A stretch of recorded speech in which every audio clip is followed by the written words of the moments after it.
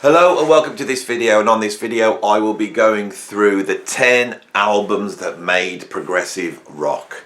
The albums that laid the foundation, the groundworks, the albums that created the genre that we've spoken about so much on this channel.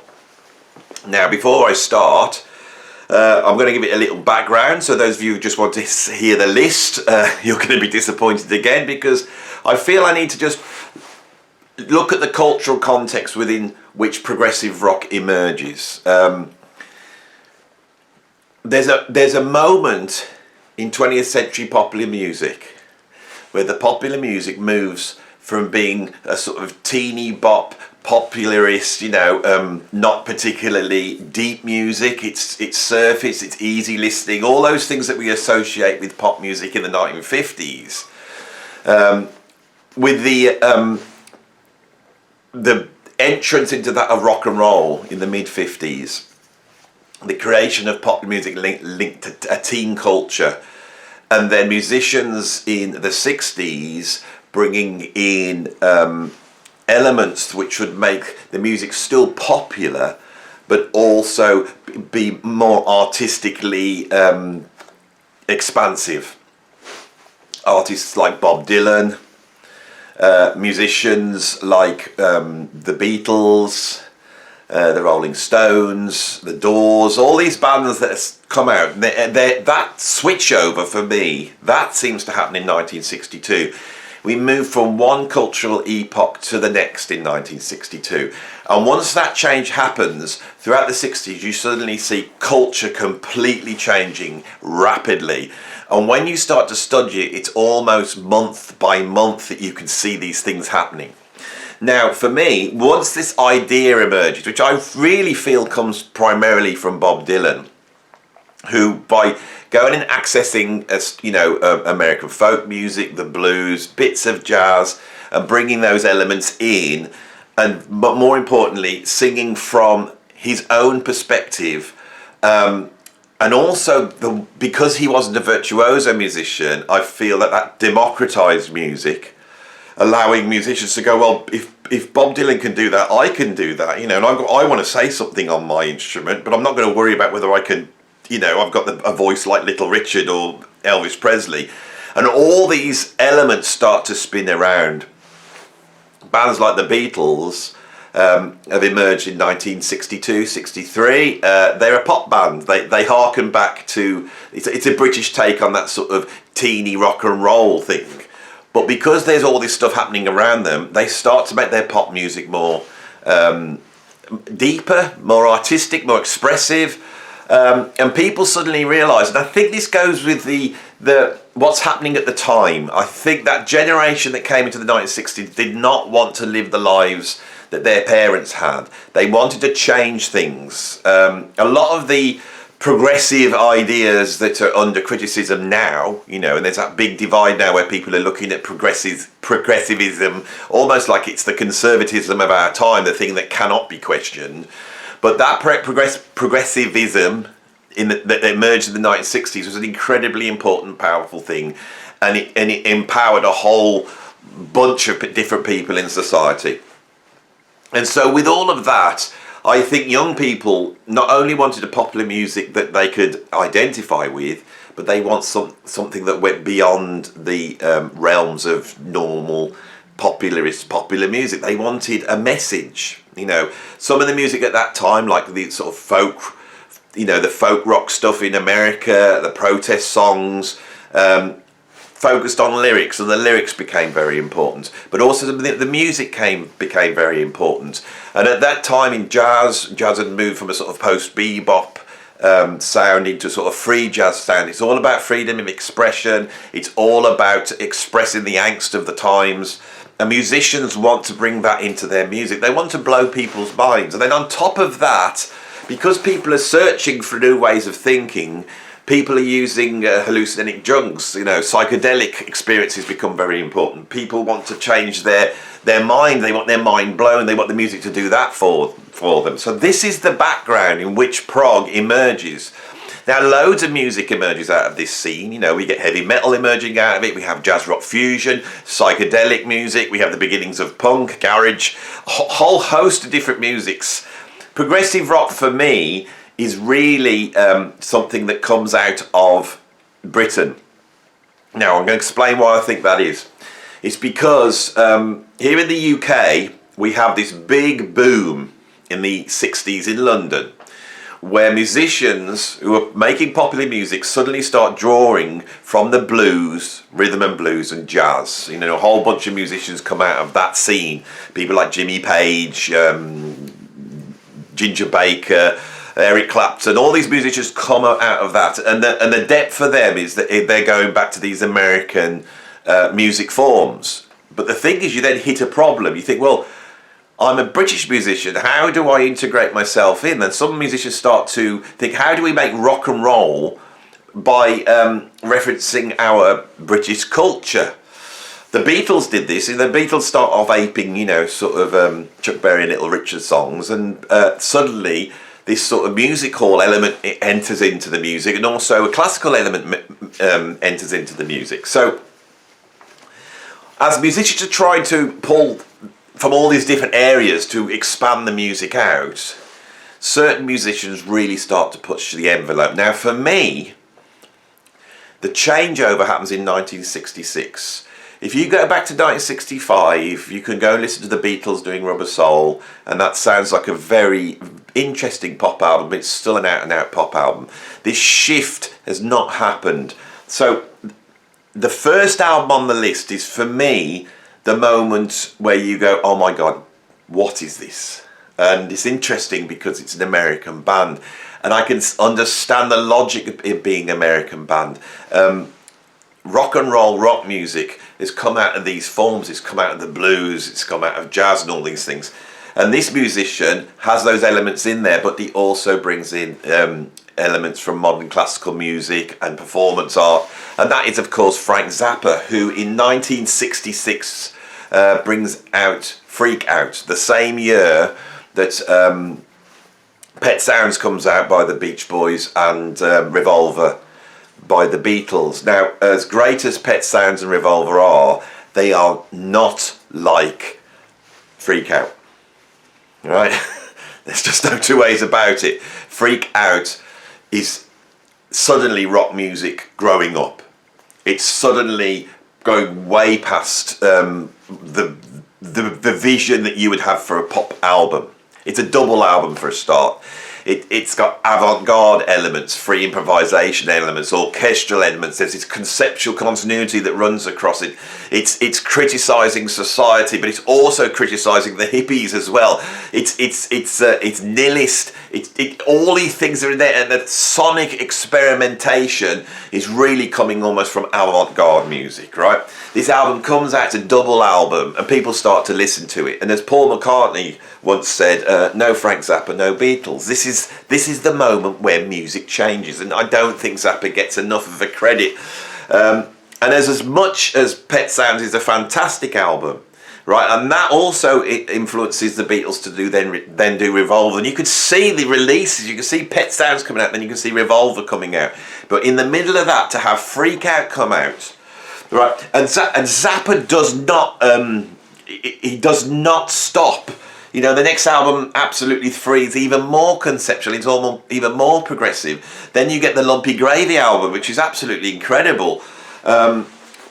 Then you get, like, We're Only In It For The Money, then Uncle Meat. And his trajectory at this time is so far ahead than anybody else. And you can see so many British bands like Soft Machine, that are listening to Frank Zappa and taking from it. So for me, Frank Zappa is the musician and goes, you really can do this with rock music. And the following year, we see an explosion go on in the UK. Now, the second album I've got on the list is, of course, Sgt. Pepper. Is this a progressive rock album? I think the thing with this album, you could argue it's a progressive rock album. It's got many elements that progressive rock has, but the thing with this, unlike Frank Zappa's Freak Out album, this album is the biggest album on the planet. This is the biggest pop album that had come out that year, with a whole bunch of hoopla attached to it. Everyone's talking to it. Everybody's listening to it. It's the thriller of 1967. It's probably the thriller of the 1960s. Now, it's not the Beatles' best album, but you've got to remember, this is the same year that Magical Mystery Tour came out. And if you put Strawberry Fields Forever and all those songs, you put all that together in 67, you could start to say, yeah, this is such an important album. And I think musicians were greatly inspired by that. And also, because the record companies have sold loads, the record have gone, well, this weird album that the Beatles done, it's sold millions and millions. Maybe we need something more like this, and they start to look out. Recording their debut album at the same time as the Beatles were recording Sgt. Pepper was, of course, Pink Floyd, and this is the third album I have on the list.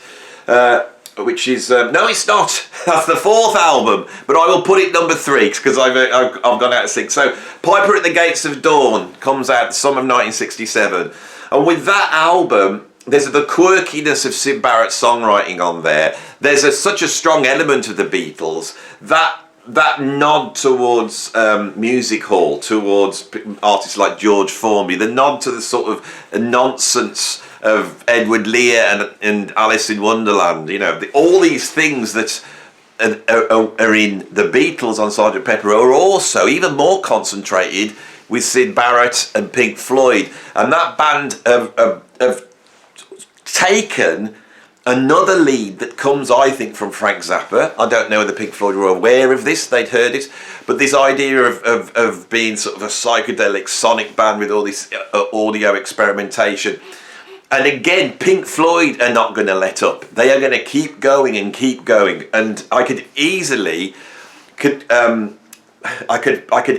have put all the Pink Floyd albums one after the other as being the foundational albums of prog. I say this because I did a more of a comedy video on Friday where I took the mickey out of Pink Floyd a little bit. But my respect for them in terms of what they did for progressive rock is absolutely incredible. And I haven't done that.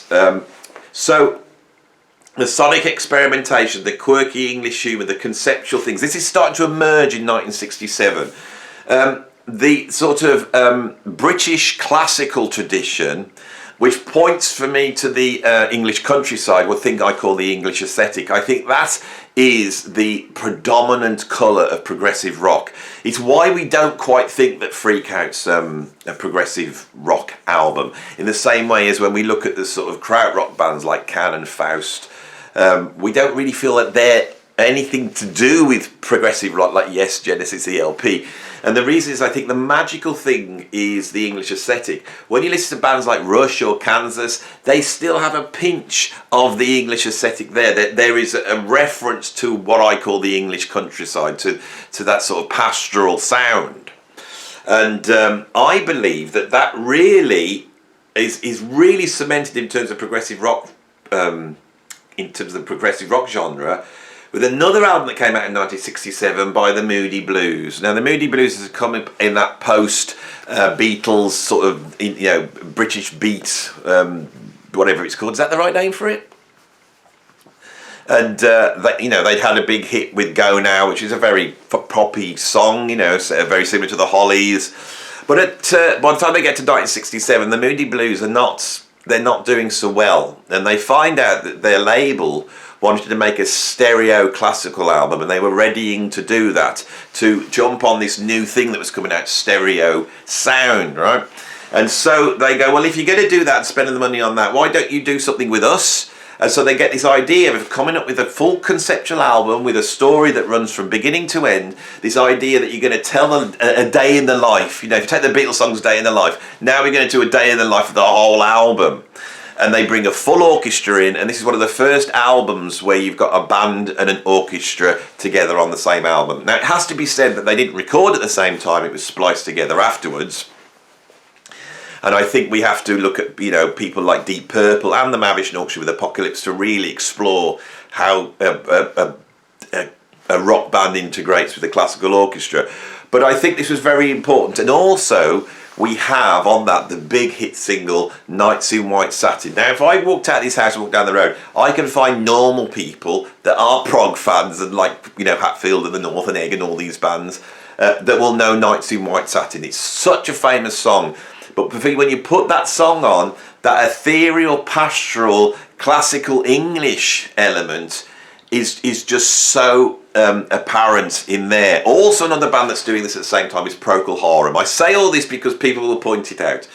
But so the first three albums I've got would be Freak Out 1966, Sgt. Pepper in 1967, Days of Future Past in 1967, and Piper at the Gates of Dawn in 1967. So we can see 1967 is almost like the churn where progressive rock sort of opens up like a little tree just coming out of the ground. It looks round. It's just arrived. It's not fully formed. It's not correct.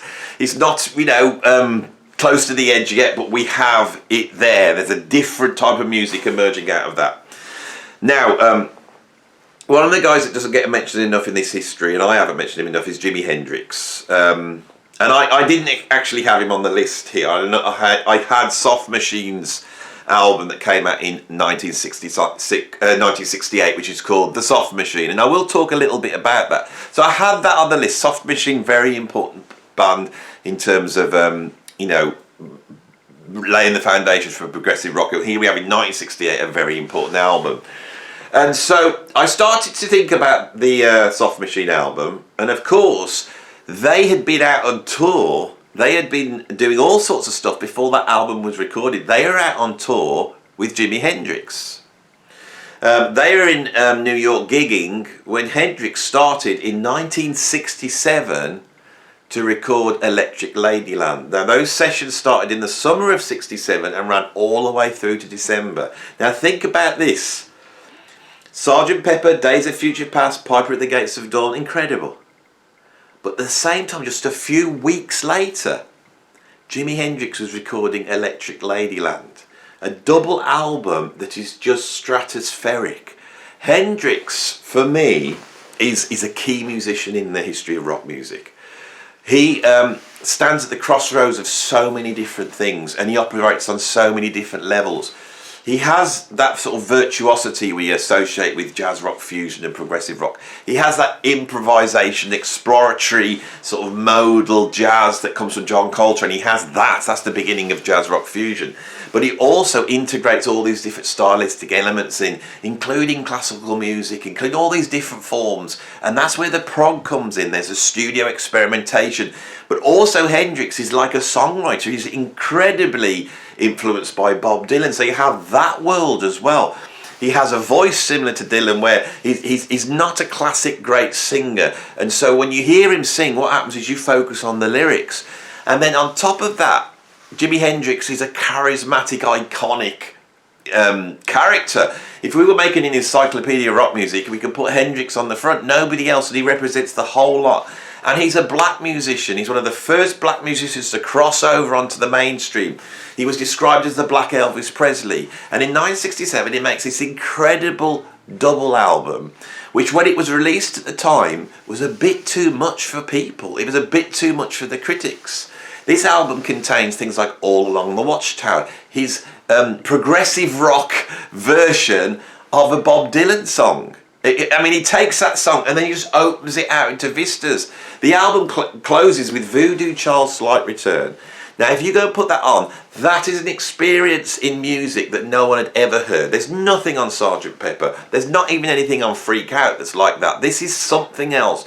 And so that's what I've got at number 5 on my list, is Electric Ladyland from 1968. Now, the reason I took the Soft Machine album off is that the real breakthrough with Soft Machine on that first album, because by third they are bringing all these elements from improvisation. They're laying important foundation for jazz rock fusion, and once they ditch the singing, they are almost not like a progressive rock band. But those early albums, when they've got the vocals in there, they have a certain aspect of progressive rock. And what I think that is, it's very much like the band I'm going to talk about next, which is The Nice. It's it's Hendrix put through keyboards. It's the English sort of classically trained virtuoso musician, that tradition, but through Hendrix. And what you see is when soft machines start putting their keyboards through distortion or wah-wah pedals, which they saw from Hendrix, they take that element, they take some of the elements from the mothers of invention, and that's what you have with soft machine. Not to belittle them, but I just think in 1968, Electric Ladyland is further out, it's more developed, it's more out there, and it was done before the first soft machine album. I just talked about The Nice, which was Keith Emerson's band before ELP. This is a very important moment for progressive rock, and I think on their debut album, Thoughts of an Emmylist Davjak, right? We have a whole bunch of things, but I'm going to focus on one track on there, and it's their track Rondo, which is a reworking of Blue Rondo a la Turk by Dave Brubeck, which is a track in 9/8. Keith Emerson is a virtuoso musician. Now, when we look at this list and we talk about the Moody Blues, we talk about Jimi Hendrix, even Jimi Hendrix, if we talk about, Pink Floyd, is there really on that list so far a virtuoso like Keith Emerson playing a jazz tune which is related to classical music? It's a rondo, it's in 9/8. Suddenly we've got virtuosity, odd time signatures, showmanship, all that stuff emerges, I think, with The Nice. And then by 1970, a couple of years later, with the advent of ELP, that becomes very, very important. And I haven't put any of the ELP albums on. Instead I focused on The Nice, because I think in 68, this is quite incredible that they did that in 1968. We're still very early in. Of course, if you move to 1969, we now have the album which everyone says is the beginning of progressive rock, which is King Crimson's In the Court of the Crimson King. Now, Robert Fripp himself has said that the door that opened him to do that was the Beatles. Also Jimi Hendrix. If you take the Beatles and Jimi Hendrix and then you get Bartok to put that together and create compositions, that is what you get with King Crimson. This band, when they come out, they also have that level of virtuosity. They have the odd timings, they have the whole lot. All these elements that I've been discussing on these albums before, we can see that they sort of all come together and they coalesce. And of course, this album was a really successful album. King Crimson went on to open up for the Rolling Stones in Hyde Park. People knew this album. People like the Beatles and Hendrix are hearing it and they're going, wow, this is the next level, And you've got then young bands coming up, like Yes and Genesis. They're hearing this and it's giving them their direction. For me, on 21st Century Schizoid Man and the tracks In the Court of the Kings and King, we get the sort of real, not just the definitive progressive rock sound, but done about as best as it's ever going to be done. That's the other thing with this album, they nail it artistically. There's a few other bits, there's a few meandery sort of free jazz things on there and a few other things that,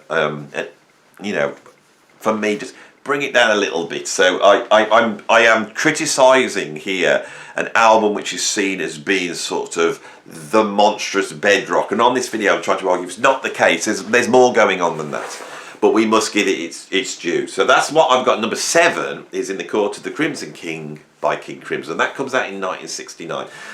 There's another band moving their way up. They started as a sort of blues rock band in the same tradition as Cream and Fleetwood Mac, but they've started to bring in their own elements. This is, of course, Jethro Tull. The first album is out now, a blues rock album, but the ejection of Mick Abrams and bringing in Martin Barr on guitar, we start to see other elements creeping in. We start to see sort of this English aesthetic. We see this folk music, but also the jazz, especially the jazz of Rahsaan Roland Kirk, who that flute jazz, which Jethro Tull are going to create a certain sound. Now, I could have put Benefit on this list, and I nearly did, but this is a bit of a personal choice for me. When I was very young, I bought the greatest hits of Jethro Tull. That was the first album I got. I thought it was wonderful. So I went out and bought an album, and it was Stand Up. Now that Stand Up came out in 1969, and this album absolutely blew me away. It's an incredible album. It has all the elements of progressive rock. It's all there. We hear the classical elements. We hear the jazz. You know, they're doing Bach on there. They're doing all sorts of stuff. The arrangement in the studio, Ian Anderson's voice, the flute, all of it is a very important statement. And if we look see that Jethro Tull are doing this in 1969 fully formed, I think this album is as proggy as In the Court of the Crimson King. But nobody mentions this album, so I really wanted to shout out for Stand Up, which for me was such an incredible album. And I think as much as they go on to incredible progressive rock albums like Thick as a Brick and Passion Play, all those real full-on prog albums, for me, my favourite albums by Tull would be Stand Up, and then later on Songs from the Wood. And I think what it is like, I like that sort of ethereal, woody sound, you know. We're also going to get, I think a few months later, Living in the Past. Both of those, and if you think of the tune Living in the Past, which is like almost like Take 5, you see that Brubeck influence coming in again. It's very interesting to see how important Jethro Tull are of bringing in so many elements. Now I think because they seem to join the prog race in 1972 with Thick as a Brick, and people say, well, you know, I don't know whether Aqualung is, blah blah. Of course they are. What it is all these Brit bands are bringing their own thing in, and it's all going to come together. Right, so that was at number 8. I'm nearly through this list now. I've tried to go a little bit faster for you. At number 9, I have the Yes album. So Yes album, the band Yes, not the Yes album, the band Yes emerge in 1968. They're signed to Atlantic the same time that Led Zeppelin are. With Led Zeppelin, and I've got to be honest, Led Zeppelin 1 could have been on this list, but it's not. But with their first Yes album, which is just called Yes. I'm getting myself in a confusing thing. So they come out in 68, by 69 they got their first album, which is called Yes. Then they do Time and the Word, and Time and the Word is like really coming out of these ideas of Moody Blues, Days of Future Past. There's an orchestra on there, but it doesn't quite, it's not a success. Then the lineup changes and we get the addition of Steve Howe, who had been playing around London in a band called Tomorrow. I had friends who were gigging in London at that time, and they said Tomorrow was incredible. This psychedelic band with Steve Howe pulling in like flamenco, Charlie Christian, jazz guitar. You know, he's pulling in classical guitar, like bluegrasses. All these things are in his playing. And as soon as Steve Howe comes in the band in 1970-71, it just reignites them, it pushes them to another level, and they are able to start to create what I would say is the first successful symphonic rock album. Now, symphonic rock is not the same as playing with an orchestra. Symphonic rock is creating music and using the ideas and the propulsion of rock music to create these large compositions. Other progressive rock bands at the time are doing that. In fact, ELP had done a whole sidelong track on Tarkus called Tarkus. But I think for me, if I was to say what's the quintessential progressive rock band, for me is Yes. And for me, Yes fully formed on the Yes album in 1971. So we've got one more album left. And this album's also from 1971, and I really thought, what else is going on then? And I've had to pull on a band that I'm not actually that big a fan of, but I respect very much, and it is Graaf Generator. So in 1971, Graaf Generator brought out Porn Hearts. Now, Porn Hearts is also got a sidelong track, one of the first sidelong tracks to come out, but I don't think that's why we have it here. I don't think it's why it's important. All these progressive rock bands we've mentioned, they're quite quirky. It's quite idiosyncratic. In very many cases, it's quite light and fluffy. You know, King Crimson with Schizoid Band, not so much so. And if you take that sound that's in Crimson, and then you and maybe Genesis with the Knife, that's 1970 as well. But with Porn Hearts, this is the definitive dark, gloomy progressive rock. And this is going to influence, I think, through King Crimson, I think the influence comes back.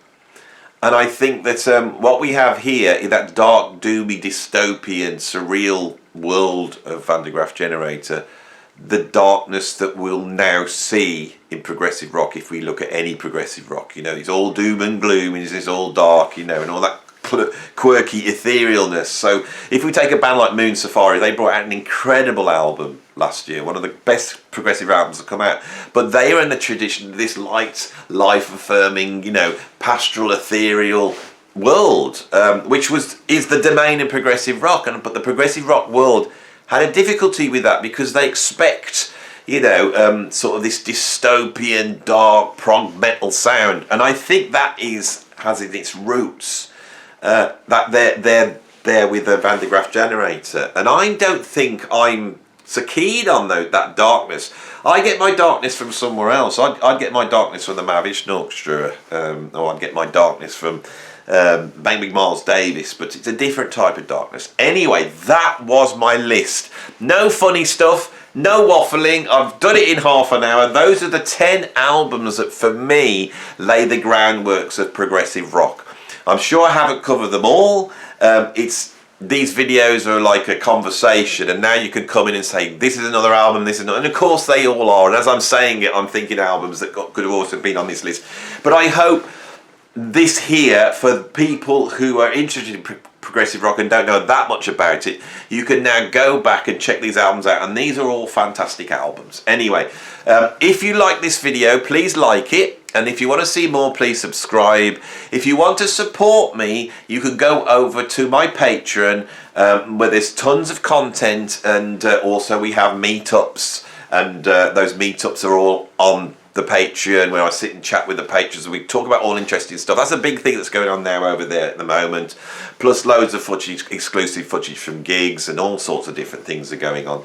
So if you want to do that, come over to my Patreon, and you can find the link down below. But if Patreon's not for you, then you can then go and still support me by adding something to my PayPal tip jar. The link is down below as well. I hope you enjoyed this video. I did a lot of silly videos last week, but just to prove that I can do a serious video without any of the jokes and comedy, if that's what you can call it, then I've just done that now, and I hope you appreciate it. But don't worry, I will be back with the silliness at some point.